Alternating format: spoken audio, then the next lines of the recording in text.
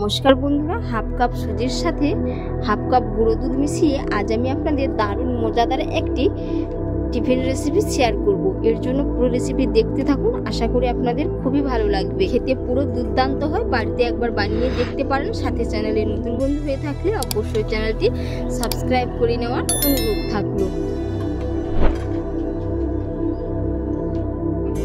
এই রেসিপিটি বানানোর জন্য এখানে আমি নিয়ে নিচ্ছি হাফ কাপ সুজি। যেই পরিমাপে সুজি নিয়েছি তার থেকে সামান্য একটু বেশি করে আমি গুঁড়ো দুধ নিয়ে নেব। এবার আমি দিয়ে দেব এর মধ্যে এই যে 1 কাপের মতো গুঁড়ো দুধ। তো বন্ধুরা, এই রেসিপিটা অবশ্যই আপনারা কিন্তু বাড়িতে একবার বানিয়ে নেবেন, খেতে পুরো দুর্দান্ত হয় আর একেবারে এটা একটি ইউনিক রেসিপি। এবার আমি এর মধ্যে দিয়ে দিচ্ছি 3 চামচ চিনি। আপনারা চাইলে চিনিটা গুঁড়ো করেও দিতে পারেন, গুঁড়ো করে দিলে খুবই তাড়াতাড়ি সহজেই মেল্ট হয়ে যায়। তো এর কারণে এখানে আমি আস্ত চিনি দিচ্ছি, আপনারা চাইলে গুঁড়ো করে দিতে পারেন। আপনাদের পছন্দ অনুযায়ী আপনারা কিন্তু চিনিটা ব্যবহার করতে পারেন, সাথে মিষ্টিটা যেই মাপের খাবেন সেই মাপে আপনারা দিতে পারেন। এবার আমি এর মধ্যে দিয়ে দেব পরিমাণ মতো লবণ। আর বন্ধুরা, প্রতিদিনের মতো কে কোথা থেকে রেসিপি দেখছেন অবশ্যই কমেন্ট করে জানাবেন। যদি রেসিপি ভালো লেগে থাকে অবশ্যই একটি লাইক করে দেবেন। সাথে চ্যানেলে নতুন বন্ধু হয়ে থাকলে অবশ্যই চ্যানেলটি সাবস্ক্রাইব করে নেওয়ার অনুরোধ থাকলো। এবার আমি এর মধ্যে দিয়ে দেব 1 চামচ ঘি। আপনারা এখানে ঘিয়ের পরিবর্তে সাদা তেলও দিতে পারেন।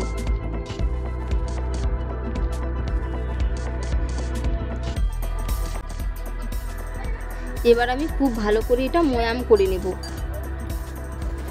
খুব ভালো করে এখানে আমি ময়াম করে নিয়েছি। এবার আমি এর মধ্যে অল্প অল্প জল দিয়ে একটি ডো রেডি করে নেব। ডোটা কিন্তু খুব বেশি পাতলাও নয়, খুব বেশি ঘনও নয়, আঠালো টাইপের ডো আমি রেডি করে নেব।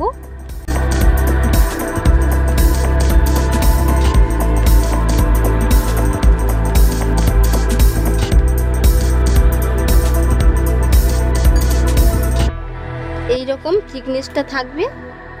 যেহেতু সুজি আছে, সুজিটা কিন্তু মেল্ট হতে টাইম লাগবে এবং সুজির ভেতরে যাতে জলটা ভেতর পর্যন্ত যেতে পারে, এর কারণে আমি এই রকম ভাবেই রেখে দিলাম। তো এইরকম ভাবে আমি 5 মিনিটের মতো রেখে দেব। 5 মিনিট পরে দেখে নেব।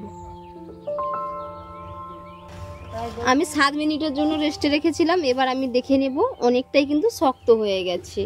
এবার আমি এর মধ্যে দিয়ে দেব 1 হাতা মতো ময়দা। ময়দা দিলে বাইন্ডিংটাও খুব সুন্দর আসবে এবং খুব মসৃণ হবে ডোটা। এর কারণে আমি এর মধ্যে 1 হাতা ময়দা দিয়ে দিচ্ছি। তো ময়দাটা একটু চালনির দ্বারা চালিয়ে নেব।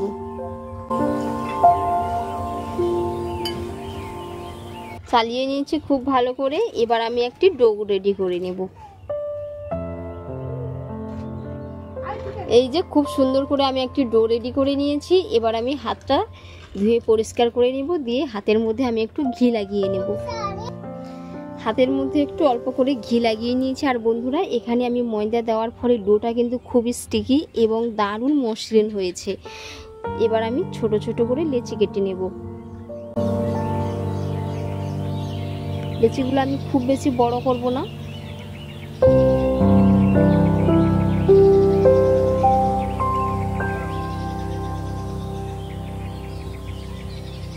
এরকম সাইজের লেচিগুলো কেটে নেব। যত বড় লেচি করবেন তার ডবল কিন্তু এই স্ন্যাক্সগুলো হয়ে যাবে। আপনারা এটা চাইলে পিঠেও বলতে পারেন।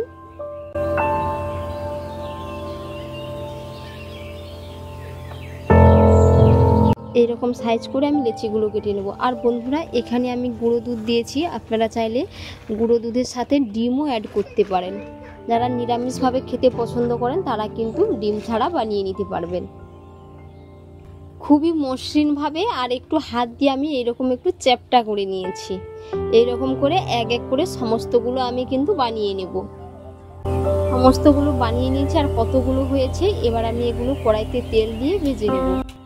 কড়াইয়ের মধ্যে সাদা তেল দিয়ে তেলটা খুব ভালো করে গরম করে নিয়েছি। এবার আমি এর মধ্যে স্ন্যাক্সগুলো দিয়ে দেব।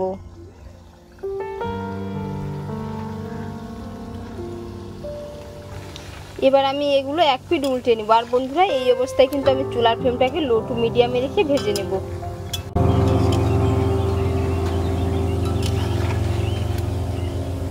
1 মিনিট পরেই আমি কিন্তু উল্টে নিচ্ছি।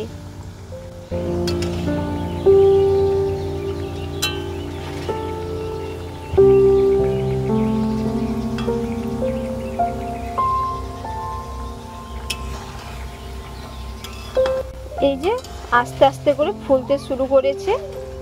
এরকম করে আমিও এরকম উল্টে পাল্টে নেব। চুলার ফ্লেমটাকে একেবারেই লো টু মিডিয়ামে রেখে দিলে ভেতর থেকে খুব সুন্দর হয়ে ভাজা হবে এবং পিঠেগুলো অনেকটাই ফুলে উঠবে।